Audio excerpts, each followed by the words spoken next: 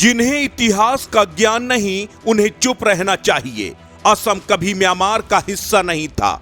Myanmar के साथ भारत की झड़प हुई थी, इसके अलावा कोई रिश्ता म्यांमार से नहीं रहा है। मैंने ऐसा कोई डेटा नहीं देखा जिसमें असम को म्यांमार का हिस्सा बताया गया हो। ये शब्द हैं असम के मुख्यमंत्री हेमंत बिस्व शर्मा के और निशाने पर है वरिष्ठ वकील कपिल सिब्बल। दरअसल ये पूरा मामला सिटीजनशिप एक्ट 1955 के सेक्शन 6A से जुड़ा हुआ है।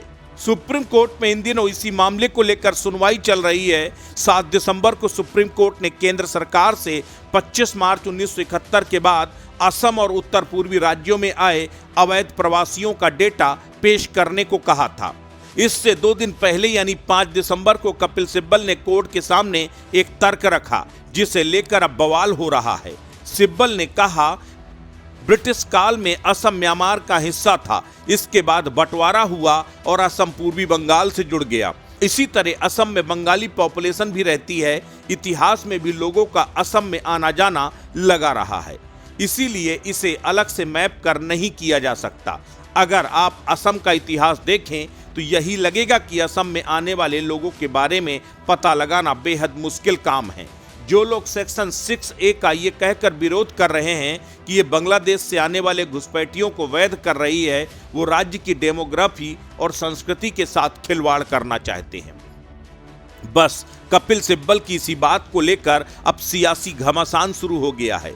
हेमंत बिस्व शर्मा के अलावा असम के विधायक पीयूष हजारिका ने भी सोशल मीडिया प्लेटफॉर्म एक्स पर लिखा, कपिल सिब्बल को ठीक से जानकारी नहीं दी गई। वो लेफ्ट लिबरल वाला नजरिया रखते हैं जो ऐसे ट्रेंड को गढ़ता है, जो नॉर्थ ईस्ट को अलग थलग करता है।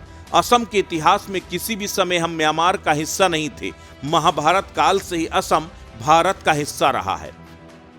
बहरहाल इस मामले को लेकर कोर्ट में जहां 17 याचिकाएं पहुंच चुकी हैं, तो दूसरी तरफ इसे लेकर सियासी माहौल भी गर्म है। इस बीच अदालत मामले की सुनवाई भी कर रही है। जहां तक बात है सिटीजनशिप एक्ट की धारा 6A की, तो क्या है धारा 6A? असम समझौते के तहत भारत आने वाले लोगों की नागरिकता से निपटने के लिए एक खास प्रावधान के तौर पर नागरिकता अधिनियम में धारा 6A जोड़ी गई है।